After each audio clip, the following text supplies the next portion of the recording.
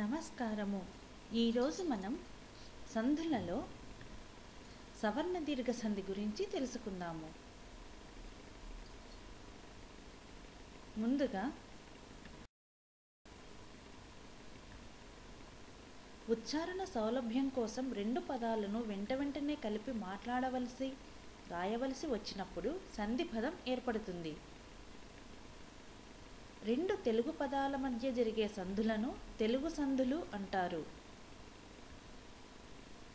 వ్యాకరణ పరిభాషలో రెండు స్వరాల కలయికను సంధి అని, ఆ రెండు స్వరాల మధ్య జరిగే మార్పును సంధి కార్యం అని అంటారు.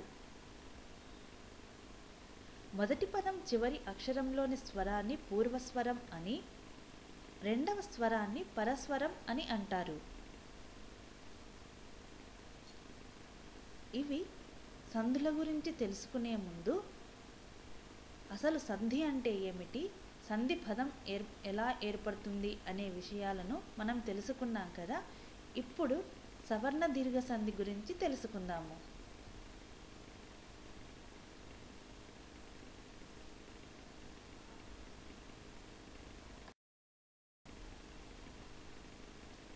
ముందు సూత్రము. అ, ఈ, ఉ, రు అనే వర్ణాలకు సవర్ణాలు కలిసినప్పుడు దీర్ఘం తప్పనిసరిగా రావటాన్ని సవర్ణ దీర్ఘ సంధి అంటారు.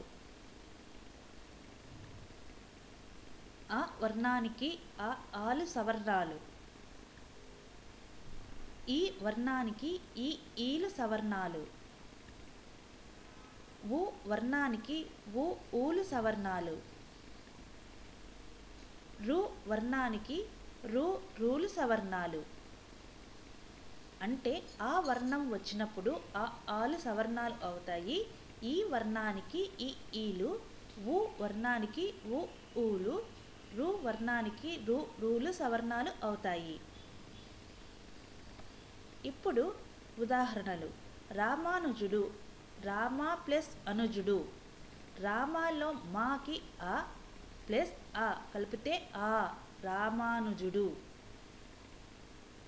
కవీంద్రుడు, కవి ప్లస్ ఇంద్రుడు. ఇక్కడ ఈకి ప్లస్ ఈ వర్ణానికి ఈ సవర్ణం అవుతూ ఉన్నది. భానుదయం, భాను ప్లస్ ఉదయం, ఉ ప్లస్ ఊ. పితృణం, పితృ ప్లస్ రుణం, రు ప్లస్ రూ అనగా పితృణం. ఇవే కాక మరికొన్ని ఉదాహరణలు చూద్దాము.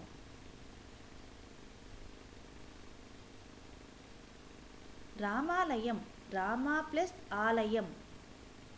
కవీశ్వరుడు, కవి ప్లస్ ఈశ్వరుడు. వధూపేతుడు, వధూ ప్లస్ పేతుడు. మాతృణం, మాతృ ప్లస్ రుణం. విద్యార్థి, విద్యా ప్లస్ అర్థి. మహానందం, మహా ప్లస్ ఆనందం. మహీంద్రుడు, మహి ప్లస్ ఇంద్రుడు. కోటీశ్వరుడు, కోటి ప్లస్ ఈశ్వరులు. సువర్ణాధ్యాయం, సువర్ణ ప్లస్ అధ్యాయం. సమరాంగణం, సమర ప్లస్ అంగణం. శుభారంభం, శుభ ప్లస్ ఆరంభం. మరియు కపీంద్రులు, కపి ప్లస్ ఇంద్రులు. ఇవి మరికొన్ని ఉదాహరణలు.